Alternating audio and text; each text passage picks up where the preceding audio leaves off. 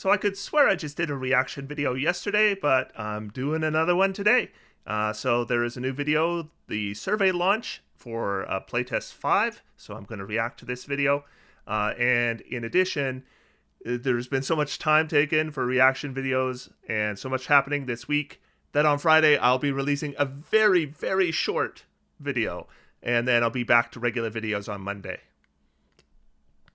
But So let's there are a get lot this of going. changes in the recent Unearthed Arcana. Oh, I should mention I have not seen this video yet, but I have heard a couple things about it already online. So there's some stuff that's going to be mentioned that I am aware that is going to be brought up. Specifically to like the Warlock, the Sorcerer. For the Warlock, there have been big changes to like spell progression, to the identity of the Warlock, to what you call the baby pact. Like, what was the design intent for all the changes to the Warlock? One of the main things we wanted to address with the Warlock is over the last 8 years, we have gotten the feedback consistently that people feel too constrained with the number of spell slots they have, and also having a recharge mechanic, the short rest, that most classes don't rely on for their core resource. And so that has led us to exploring how can we get the Warlock to essentially be on a similar resource reacquisition schedule as the rest of the party. I did a video a long time ago where I talked about how I figured that they were going to adjust the rules so that short rest recovery features would go away, and short rest would be mainly just for hit die usage and hit point recovery. And for the most part, there's a couple little exceptions, but for the most part, that's what they have done. And when I did that video, I kind of speculated on things they might try for different classes. And the one I had the most difficulty with was the Warlock. The Warlock does not easily convert into a long rest recovery class. So I was really impressed that they even did this. The draft they presented, as imperfect as it is, I thought was really good as a first draft. Invocations need to be stronger, or not all invocations. They need to be rebalanced, I should say, and balanced to the more powerful invocations. There's probably some adjustments that are needed to the pack boons. But overall, I thought, as a first draft, I thought it was reasonably good. Because being out of sync with the rest of the party has caused in many groups situations where the Warlock isn't sure if they're ever going to get a short rest, and then that can lead to spell slot hoarding, which then can lead to the Warlock not actually casting their spells, which is essentially the same as not even having spells.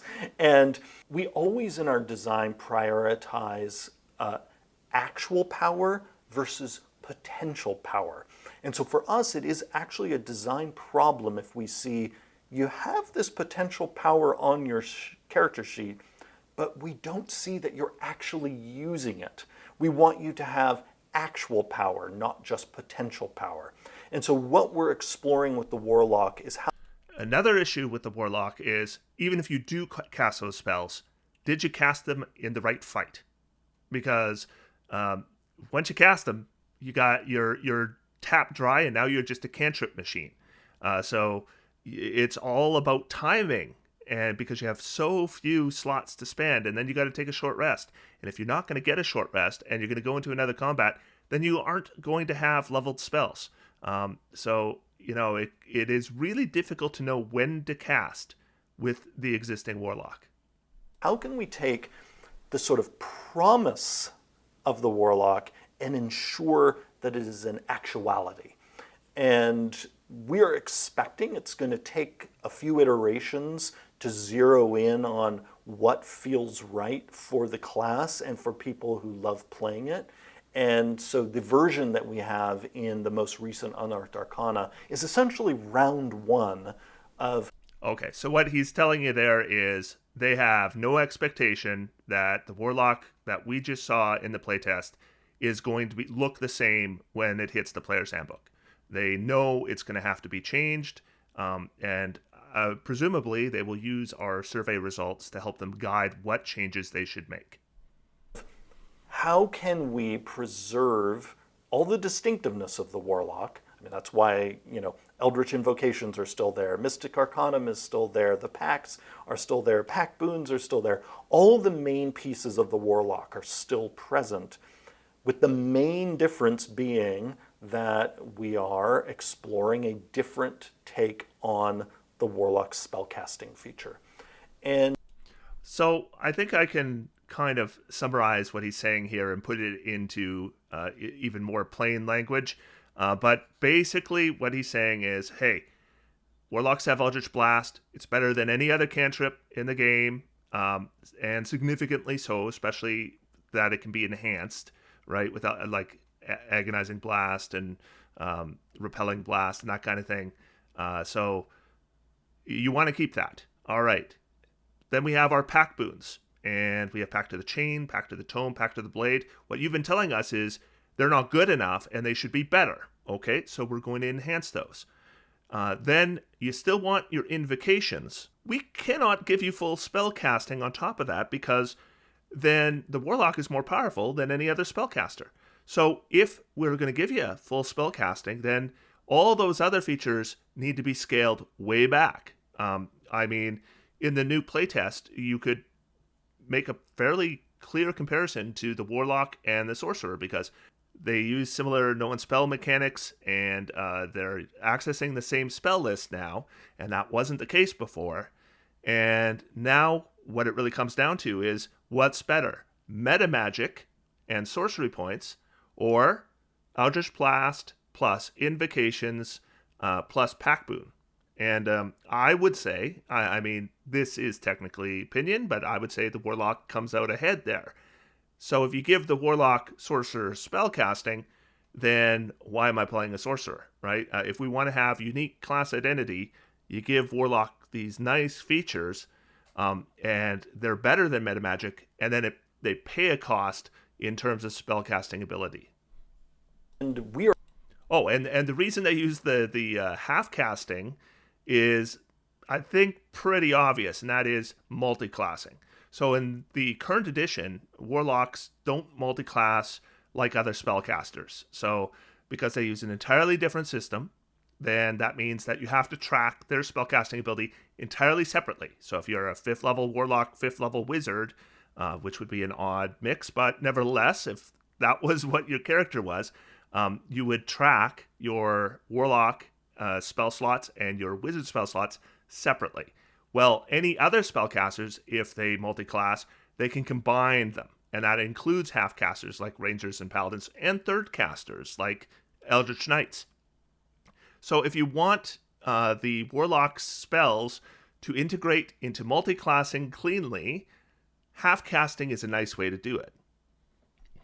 We're very open to where, this might lead. This is one of the places where we have not determined the specific shape that the Warlock spellcasting will have in the final design. That's why we have the Unearthed Arcana process. The main thing we have determined is we will, whatever form it ends up in, solve for that issue of many Warlocks having a lot of potential power but not actual power. We want, again, potential to turn into actuality, where Warlocks don't feel like they have to hoard their spell slots.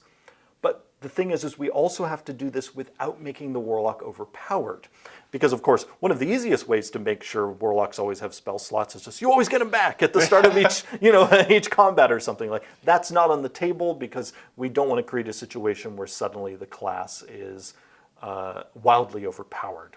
So it's really about us navigating how can we get the Warlock where it needs to go so that it retains its core identity, but again, there isn't this undue sense of resource constraint on spell slots. But without that resource constraint, this has obviously affected the spell progression. Like things are not so immediate for the Warlock. Right. So how you balance that out? Like why can't we have all of it? So the Warlock, because it has such a wonderful array of distinctive parts, is a really fun balancing act from a design standpoint. So we looked initially at the playtest version of the Warlock having a full spell progression like a Sorcerer or a Wizard. That would have kept the Warlock on the same slot advancement schedule that they're on in the 2014 books. But the problem there, and the reason why we didn't lead with that in the playtesting, is that would then necessitate us pulling way back on the number of Eldritch Invocations the Warlock gets and other toys. Because one of the reasons why the Warlock gets all these other toys is precisely because they have far fewer spell slots to play with than sorcerers and wizards do. So there is give and take. We could give them the exact same progression as a sorcerer or a wizard with the same number of slots, but again, that would then require us giving you very few Eldritch Invocations. Now, another direction we have considered is have the progression be similar in terms of when the slots, you get higher level slots, be like what it was in 2014, but not give you as many slots as the Sorcerer and the Wizard. So you could almost imagine. Okay, so what he's talking about there is an entirely new spell slot progression. Because, yeah, like I said, we've got 1/3 progression, 1/2 progression, and then full progression. He's talking about maybe some kind of 2/3 progression or 3/4 progression or something like that. And what that would be difficult with is it wouldn't work with the current rules for multiclassing. So it would basically enforce that if they did that, they would have to keep it where the Warlock's spells and your other class spells would have to be tracked separately. And it is kind of nice to have a Warlock where their spell slot progression does mesh in multiclassing. So that would be a sacrifice of going that route. The kind of progression in terms of number of slots that Paladins and Rangers have, and that's in the current playtest Warlock, but actually those slots bumping up at a different rate. So we are still open to the Warlock having a spellcasting feature that is unlike anybody else's. But we wanted to see in this initial playtest, how do people feel about us adopting the game's already well-established hybrid spellcaster progression? Because the Warlock, it turns out behind the curtain, is a hybrid spellcaster just like the Ranger and the Paladin. Right. And Pact Magic, the way we designed it, was sort of a way to make the Warlock feel different, but in terms of sort of core structure, the Warlock sort of under the hood is very similar to them. But again, with this key difference of that small pool of spell slots advancing in level faster than the Paladin and the Ranger's spell slots advance. So, short form is, we are open to going in many directions with the Warlock, with specifically the spellcasting feature, as long as we address that undue resource constraint on the spell slots, and as long as whatever we do doesn't blow up the rest of the class. Right. Because, again, that's the main reason we didn't just give the Warlock the same spellcasting progression as the Sorcerer and the Wizard, because that would have done tremendous damage to how Warlocks interact with Eldritch Invocations, for example. Because again, the number of Eldritch Invocations is as high as it is precisely because the Warlock does not get the progression of a Wizard or a Sorcerer.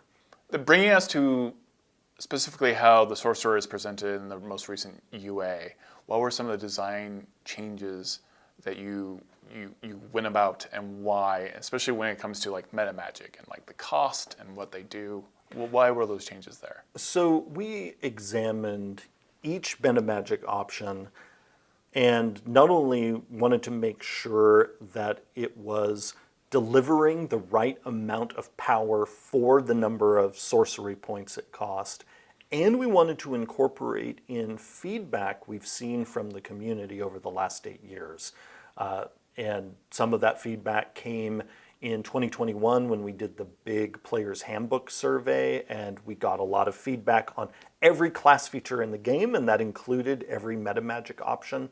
We dug deep into that feedback and saw like which options people felt were subpar, which ones people thought were overpowered. We looked at our own playtesting of the class over the last 8 years, and that's why you'll see a number of the options got juicier. That's why there are point cost changes, and that's also why, as we note in the design. So yeah, if you haven't gone through the document, metamagic, for the most metamagics, are more powerful now. And the exception is twin spell. So I think every metamagic is either the same or better than it was before, except for twin spell, which is entirely redesigned and maybe should be more aptly named repeat spell at this point, where you're going to cast a spell in one round and then you cast it on the following round using an amount of sorcery points that would be a reduced cost for casting that spell. Design note, that's why twin spell changed, because all of our internal metrics as well as playtest feedback we saw showed that it was too powerful. And we changed it so that it could still be in the game, but play nice with the rest of the system.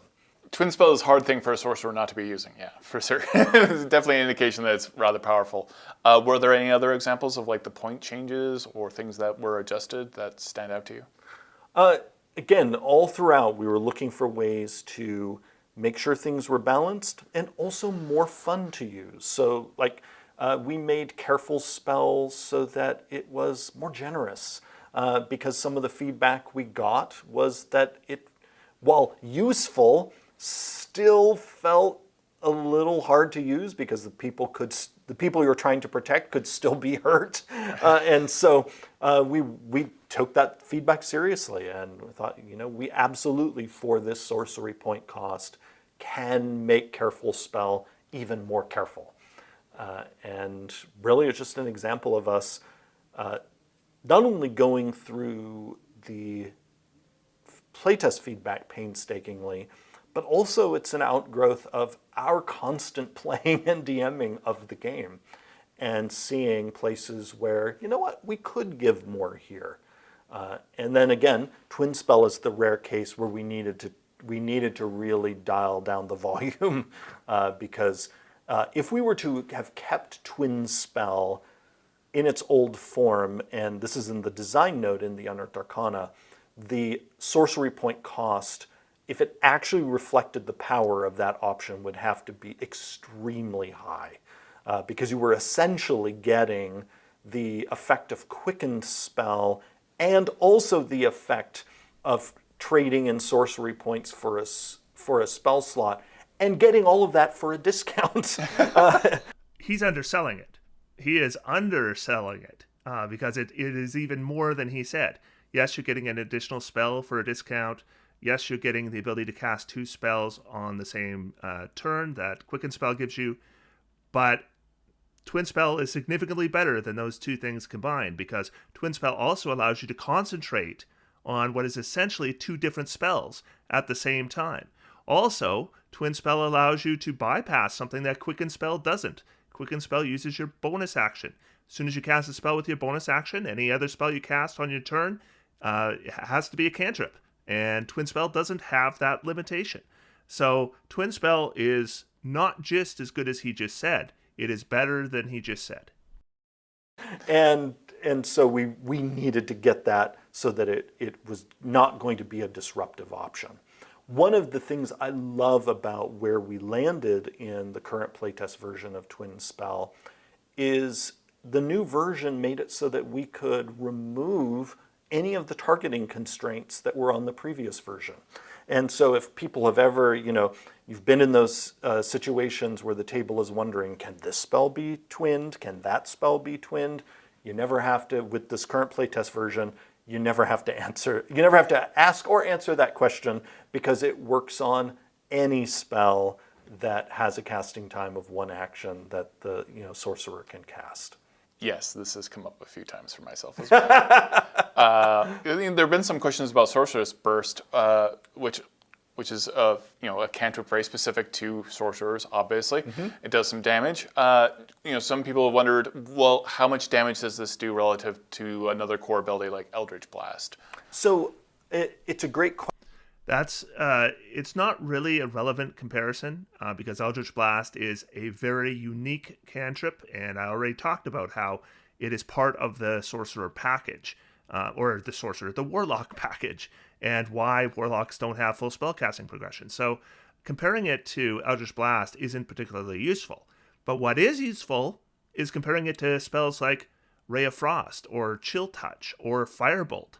And in all those respects, it underperforms. So the exploding die mechanic on a d6 means that your average 1d6 roll with Sorcerous Burst does 4.2 damage per casting. And then it's 8.4 if you have 2 dice, and so on and so forth. And that is less than a Ray of Frost or Chill Touch. Those are doing a d8, so they're 4.5. So it seems to me the damage on Arcane Burst is too low.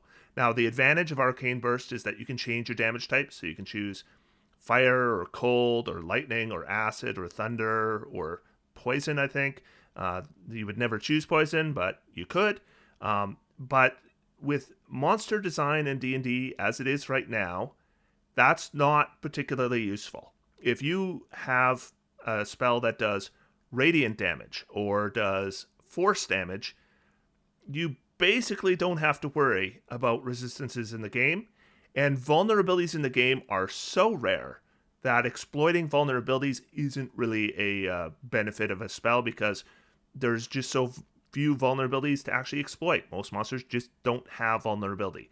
Now, I wonder whether in the next monster manual that could change, and if it does, and if more monsters have vulnerabilities, then the ability to change damage type could become very useful. But for now, it's not much more useful than just having one type of damage that's pretty reliable. I mean, with Arcane Burst, probably you would just make it thunder damage all the time, and in the very rare case where you come across thunder resistance, then you might change it, but that's just not going to happen very often.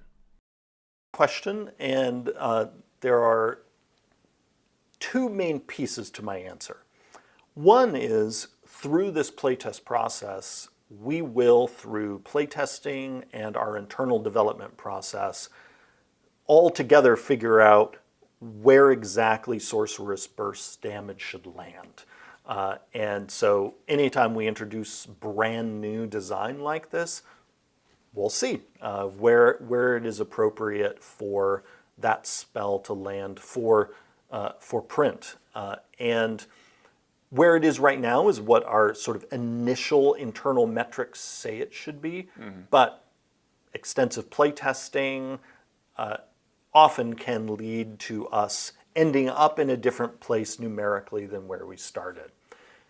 The other part of my answer is about class comparisons. One critical thing to remember about the classes in our game is they are designed asymmetrically, and they get their power from different places.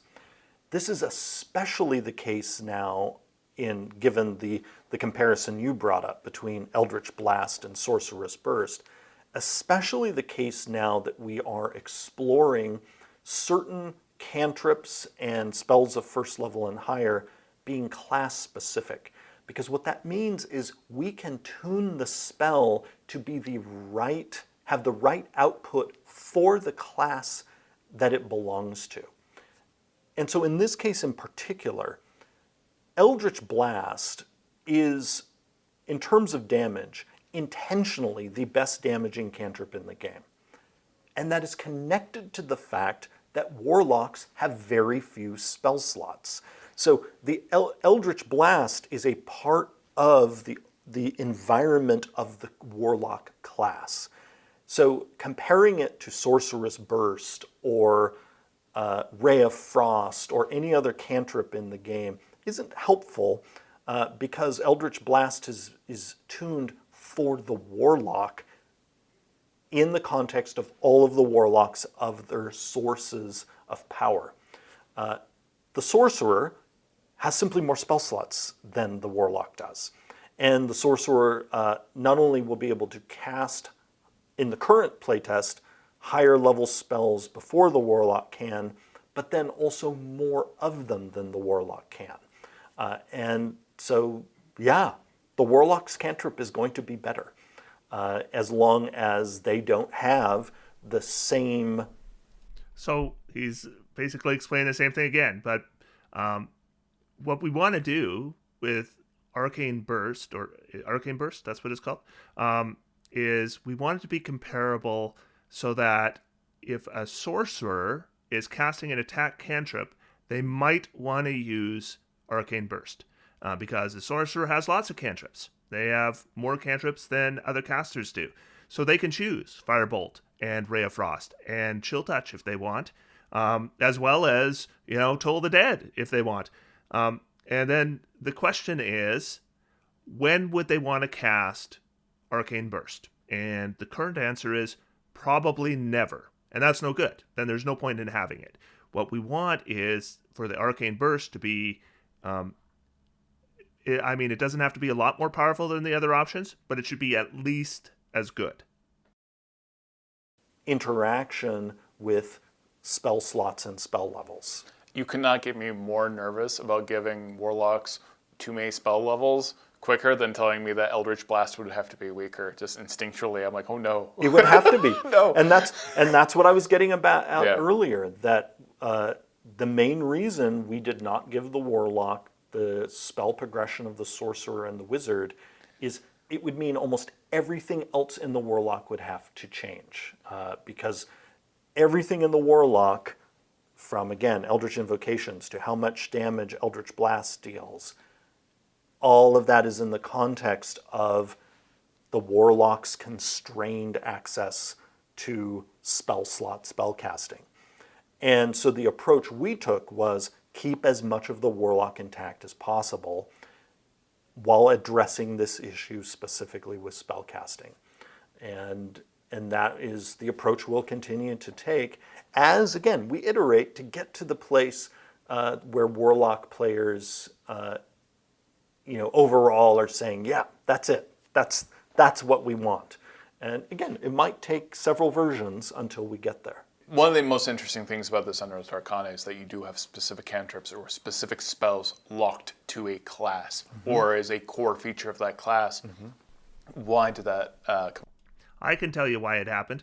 It's because they gave them all arcane spellcasting, or the arcane spell list. So if you give Warlock, Sorcerer, and Wizard all arcane spells, then there's very little difference between their spellcasting. And by giving them unique spells, then you give each one a unique identity. The issue with the spells that they've given is balance, because Modify Spell and Create Spell are currently broken, right? And so they need to be fixed. And then you gave the Sorcerer a bunch of spells, and there was one of them, I think it's Arcane Eruption or something like that, that is reasonably good. And then the other ones are all too weak so that I would not cast them. And if I'm not going to cast the spells, then they are not giving my class any identity whatsoever. Same thing goes for Hex, by the way. Come about. And the Warlock. This is a design space we were excited to enter into because it allows us to create spells that speak specifically to how a class is balanced, to that class's story and identity, and in a way allows us to be more generous with the design than we would be if the spell was on a shared list with other classes. Spells that are on shared lists have to work with every class that has access to that spell. They have to also have kind of a general... So, based on what he just said, what that basically means is that spells like Hex, spells like Sorcery Incarnate, and the other Sorcerer spells, those should be more powerful than just the arcane spells of those levels. And currently they are not. But I will note that we haven't really seen spell redesign yet. So who knows? But what we can do is we can compare Sorcery Incarnate to Modify Spell, right? Or is it Create Spell? Which one is it? I think it's Create Spell that is the same level as. I think they're both 5th level. And those aren't equivalent spells or even close to it. Generalized balance, especially if they're available to a lot of classes, we have to balance them with the idea that, well, any one of these classes could take it, and the spell needs to feel like it has a appropriate power no matter which one of these classes using it.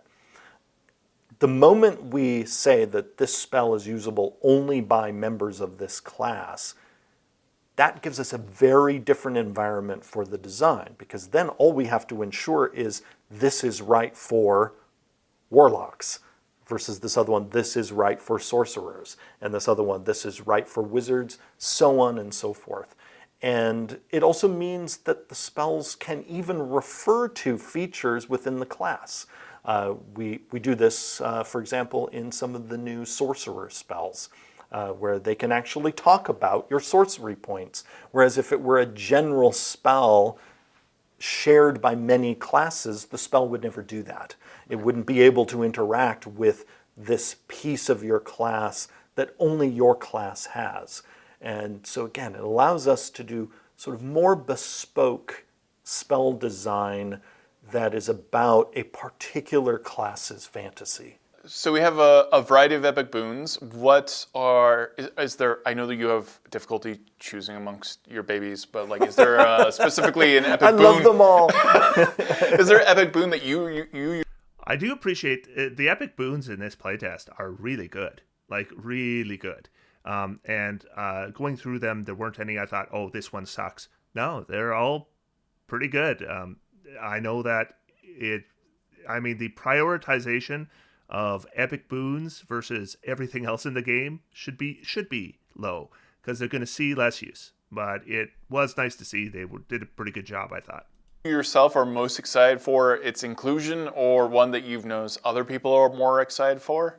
Oh, I really don't have a favorite. I am simply excited about taking the epic boons that in the 2014 rulebooks were in the Dungeon Master's Guide and making those not only more epic, but easier for players to get their hands on them. To really create this sense that when you hit 20th level and you get one of these epic boons, if you decide to keep playing at 20th level, you can start having this progression of getting more and more of these and just getting more and more epic. And the thing is, depending on my mood as a player at any given time, I will vary on what's singing to me on a particular day, because sometimes I am drawn to a simple, straightforward, impactful option as a player. Like, just give me an option that gives me a bunch of damage resistance, and I'm gonna have a character who just will feel, really hard to scratch. But then another day I might be in the mood for really interesting tactical options, and I might be drawn in that case to something that lets me teleport a bunch because of the tactical shenanigans that are sometimes possible with a lot of teleporting. A lot of D&D players are interested in higher level play. Why did you choose epic boons as a way to explore that space? So epic boons were already with us in the 2014 rules, but what we saw is that many groups either didn't know they were in the Dungeon Master's Guide, right, or because they were behind essentially the DM permission screen, it felt like an option over there. When really our original intent with the epic boons was that if people decided to play at 20th level for a while, they were going to get to start digging into that fun pool of options. And so we saw over the last 8 years that intention was not being played out. And we really wanted people to feel like if you want to keep playing at 20, you can. And so we have often found that the best way for people to realize there's this whole other pathway you can go down is for us to to preview for you as a player a bit of that pathway. And so we see 20th level now with you getting to select one of these feats as that's a preview. And also will be exciting in itself for your very first epic boon and your experience as a 20th level character. But what we really would need to see, if you really want to encourage people to play at or above level 20, how about some published adventures, some official published adventures for that level? Then it also, in addition to just being fun in itself, is giving you a sense of, oh, and there's more. It's a very similar principle to why we wanted to incorporate a feat into backgrounds. Because in addition to us wanting backgrounds to have more mechanical weight for your character as you construct your character's origin, we also wanted to give you a taste of what feats are like, because we know that less than half of groups use feats, but we also know, looking at feedback over the last 8 years, that a lot of people are feat curious. And again, this is one of those places where we felt we need to give you at least one so that you can see what it's like. And then you can decide if you want to keep going down that pathway, or if you're like, you know what, I'm good with my ability score increase and I'm going to stick with that. And so really we feel it's a way to, give you a bit better of a tutorial on what are your options when you're making a D&D character. And so again, you can see that at first level in the playtest and at 20th level of us feeling we need to give you a taste. It's always surprising to hear that most groups don't play with feats, because I do not know these people. Every group I come across plays with feats. And I wonder where that data's from. Like, is it from the 2021 poll? Did over half people say they don't use feats? Or was it a case where they're just taking D&D Beyond and looking at characters and seeing which ones have feats and which ones don't? Because I don't think that would give you very accurate data. Because if you're using a free account on D&D Beyond, then you don't have access to feats. So of course your characters wouldn't have feats. So I don't know. I'm just curious where they got that information and how reliable it is. So that you can then decide how much of that delicious cake you want to eat. For the Draconic Sorcerer bloodline, very specifically, we mentioned always on wings, being able to fly all the time. Obviously, there. All right, so this is something I heard about already, but I'll let them finish what they're going to say, and then I'm going to show you something. Are species within D&D, like there are Kokra that can fly all the time. Why is fly, as an ability, contentious? It's an interesting problem for dungeon masters. It's a very powerful ability. Can you explain why the Draconic Sorcerer doesn't get to have wings on all the time? So there are two main reasons why in the current playtest the wings are not permanent. And one of those is connected to the fact that the feature that gives the wings is lower level than it was in the 2014 books. And okay, so that's it. So here is the playtest. Let me bring it across. 14th level, Dragon Wings. All right, let's move that back. And here is the 2014 Player's Handbook version. Dragon Wings, 14th level. So what he said there is just not correct. They are gained at the exact same level. So I don't understand why he's saying that they're at different level. It seems to me he should know that, unless it was a case where the Dragon Wings originally received a 10th level in the playtest, and then maybe they switched him around at the last moment, and now he's misremembering or something like that. Not sure. But anyway, there are two main reasons why in the current playtest the wings are not permanent. And one of those is connected to the fact that the feature that gives the wings is lower level than it was in the 2014 books. And so anytime that in a playtest we've lowered the levels of things, that has necessitated in some cases making them less powerful. It must have been that. Like, they must have originally had these dragon wings move back to 10th level. And what did they have at 10th level now? So the Draconic exhalation, maybe they came up with that later. Maybe it was like the wings were at 10th, and then at 14th you had the Dragon Fear, which the Draconic sorcerers have now. And then they came up with this Draconic exhalation, and they bumped Dragon Wings and forgot to bump them up in power. That could be what happened. It is likely the next time we release a version of Draconic Sorcery that feature will be back up at the higher level that it was at before, which then allows us to be a bit more generous. So part of what's just going on is it became a... Yeah, so he doesn't know that in the current playtest it's at 14th level, or he's forgotten. Lower level feature, and therefore the power of the feature changed. The other piece is we are experimenting with connecting it to Sorcery Incarnate and seeing how people like that and determining if that's fertile ground for us to, farm within the Sorcerer and potentially other classes when it comes to... If they want to, have the 14th level subclass features for sorcerers be like you cast Sorcery Incarnate and then you get some big benefit. So like in the case of the Draconic, you get the wings and flight and all that, and maybe different sorcerers get different things. That might be okay, but Sorcery Incarnate needs to be better.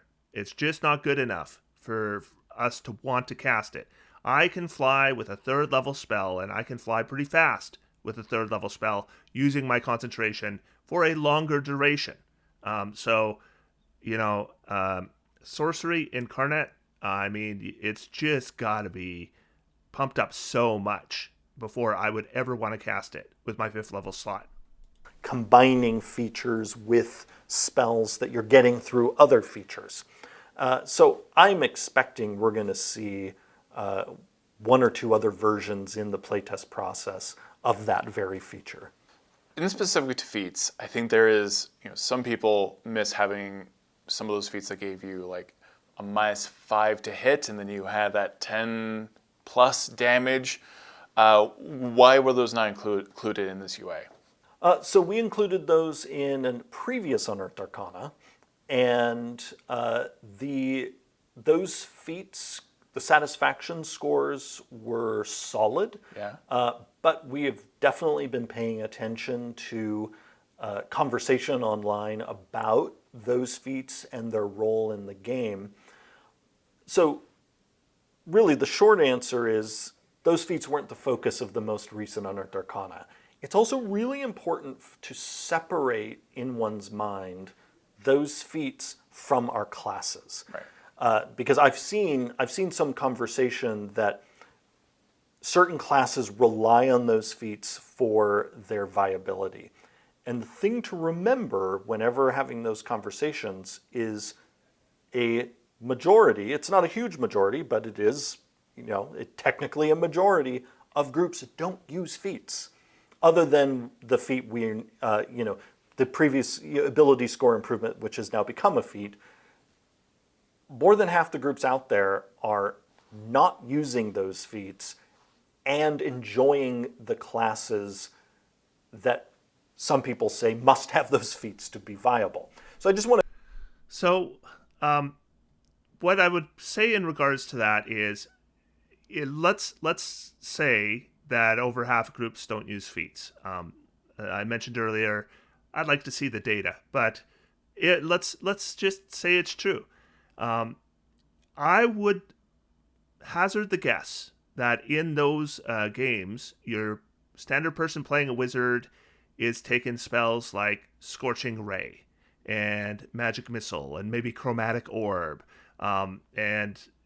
These kinds of spells, if that is the spell list that your wizard is using, then I don't think there's an issue with not having the +5 or -5 +10 options in feats or something else to replace them.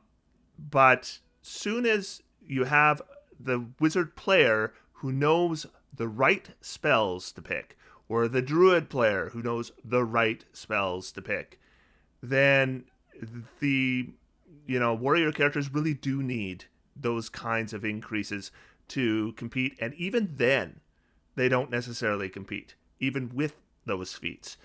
Now, as it happens, weapon mastery largely replaces the +5 minus or -5 +10 options, but even if it didn't, I don't think you would see the same results in groups that don't use feats as you would in ones that do. And some of the new feats are still going to increase your damage and are still good picks. And what really needs to happen is not a change to the warriors.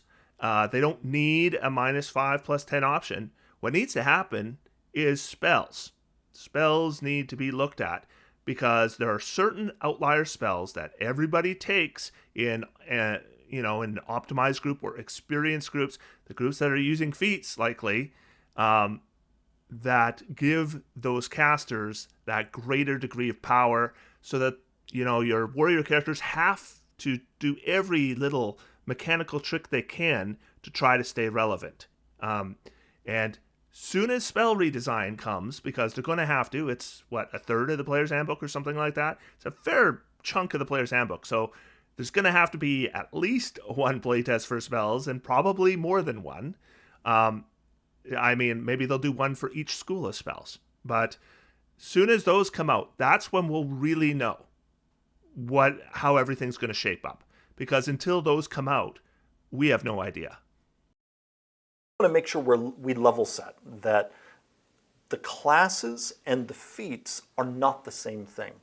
However, we take very seriously the feedback that those feats are important to the people who play those classes and also use those feats. And so we will continue to explore the form that those feats are going to take in the 2024 rulebooks in this playtest process. So they've already appeared in the UA series, and they will appear again as we incorporate in feedback that we've received. But again, I would encourage people, think of the classes separate from the feats, because again, not every group even uses the feats. Right. And what's really important is that the classes sing, given all the parts that are within them, and then they also sing if they are enhanced through the use of certain feats. This brings me to weapon mastery. You've got a really great new feature, especially for anyone that has weapon mastery, to use weapons in a different way. How do you balance that with making sure that combat still progresses in a quick manner? That goal of making sure things move as quickly as possible, even with the introduction of weapon mastery, that is something that we have focused on for months in our internal playtesting. And so the weapon mastery options that are in the current playtest are the result of a lot of playtesting. And that's actually why there are some masteries that are not there that were present.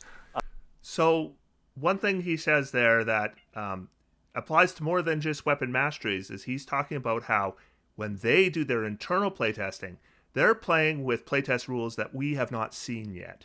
So they've been playing with weapon masteries for some time, apparently, and different versions of them.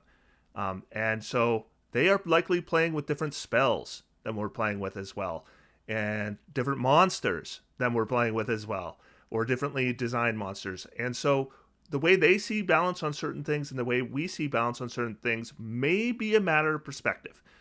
If I am comparing, Arcane Burst to Firebolt, it looks pretty bad. But if we have monsters with a bunch of vulnerabilities that Arcane Burst might be able to exploit, they might be seeing a very different thing than me. In earlier playtests. It's also why some of the options that are there are different than they were earlier in our playtests, because in some cases we had versions that slowed things down more than we wanted or were too powerful. We have sought to strike a balance between mastery options that give you really juicy tactical options, along with some that are super straightforward. And so it is intentional that flex, for instance, is just a damage bump. That is an example of a mastery that is there for the players who still want the option, even if they're playing a fighter or a barbarian or another class who has weapon mastery, of just swinging their sword and dealing some damage. And so we wanted to make sure, as in so many things in our game, that we have a range of options that not only represent different tactical options, but also different levels of complexity, different play styles. And so that's why the mastery options have different levels of tactical usefulness and complexity, just as spells do, for instance. One thing that we often have in mind as we work on weapon mastery is what we do in cantrips for our spellcasters. We have, on one hand, a cantrip like Ray of Frost that deals damage and slows somebody, but then compare that to Firebolt, that's just some damage. And so I would, I immediately see why you would compare Firebolt and Ray of Frost, and then look at Flex versus some of the other masteries, because Firebolt does a D10. The versatile property on a longsword does a D10. Well, Ray of Frost does a D8. Well, the non-versatile damage of a longsword is a D8. And then you might choose a slow feature instead of Flex, right? So in a lot of ways, it looks like an equal comparison, but the difference is your ability score modifier. If you are adding your ability score modifier to damage, then a D8 plus 5 versus a D10 plus 5 is less of a difference in terms of percentage than a D8 versus a D10 unmodified. There are some people who just want to deal that damage and like that die is bigger than the Ray of Frost die. But then there are other people who want the tactical option that Ray of Frost brings. D&D, part of its magic is it has room for both. And we always have to make sure we preserve that, because there's 3 issues I have with weapon masteries. So you have one called Cleave, and just the requirements for setting that up are very restrictive given the boost it actually gives you when they do. The second is Flex, which does not deal enough damage, but in addition to that, it prevents the weapon from being versatile, because if you do the same damage with one hand as you do with 2 hands, what you're not doing is using versatile weapons more effectively. You're making versatile weapons non-versatile. And then my third issue is with Topple, which does slow down gameplay because you're initiating an additional roll every time you attack. So those 3, I think, I would like to see something else. The rest of them I actually like. In the broader D&D community, there are people who want both styles of play as options. Wizards seem like a complex class and also have complex subclasses, at least to myself. How do you balance something like Create Spell? This seems like a design challenge. Create Spell went through multiple versions in our internal design and playtesting before the version that you saw here. We had an earlier version that was sort of off the hook in terms of how powerful it got. And so So what he's telling you is that Create Spell in the playtest is not the most powerful version that they had. They actually toned it down to the current version. They still need to do some work. We went through some iterations and got it to the form that it's in now. And we will continue to iterate on it. I'm excited to see that it's resonating with a lot of people who have seen it, really tapping into that idea of the wizard as the magic. It does resonate with me. Modify Spell and Create Spell both resonate with me. I was super excited when I first read them, and it wasn't until I sit down and started to really analyze them, I'm like, there's some problems. that still need to be addressed, which is a good thing because it's playtest, so I can give them survey responses. And, my hope is that modify spell and create spell can be in the final player's handbook, but they shouldn't appear as they are now. Scientist, and we will continue to balance it so that it works well in the game. And I've seen great questions like, once you've renamed a spell, can it now essentially stack with itself because it was renamed? We will address that in future versions of the spell. All right, and that's it. And so he finishes up actually addressing something I brought up in my wizard video. So great to hear they're aware of that issue. It's going to be addressed. So I don't necessarily even need to mention it in my survey. So that's great. He talked a lot about warlocks and explaining why they don't have full spellcasting. It kind of went over that for probably half the video. But I mean, he's right. He's right. You can't just give the warlock full spellcasting and the best cantrip and pack boons and invocations that are useful and powerful. You just can't do that, because then you're going to make a character that is more powerful than any other class, and you don't want to do that. But modify spell and create spell potentially make the wizard, which was already considered the best class, even better and broken. So those will need to be reined in. But I'll tell you that until we see spells released in a playtest, we really don't know what's going to happen with warriors versus casters. There's just not enough information at this point, because the issue with imbalance between casters and marshals or warriors has never been class features. Never.